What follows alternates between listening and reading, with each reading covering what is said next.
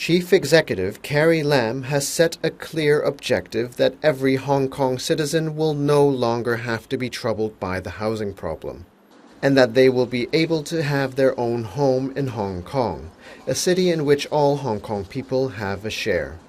Delivering her policy address today, Mrs. Lam introduced short and medium-term support measures for housing. The number of transitional housing projects will be increased substantially to offer 10,000 units within the next 3 years. The provisions set aside by the government for transitional housing will also go up to $5 billion from $2 billion announced earlier. The government will invite the Community Care Fund to launch in the next financial year 2 rounds of the one-off living subsidy for low-income households not living in public rental housing and not receiving comprehensive social security assistance.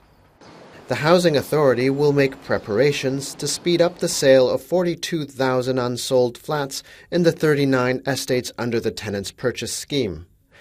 Mrs. Lam said next year will see about 12,000 flats under the Home Ownership Scheme and Green Form Subsidized Home Ownership Scheme available for sale. A private residential site on Anderson Road will be put up for sale in next year's first quarter for the second Starter Homes for Hong Kong Residents pilot project. She also suggested the Housing Authority to raise the quota for White Form Secondary Market Scheme and explore the possibility of redeveloping its factory estates for public housing use.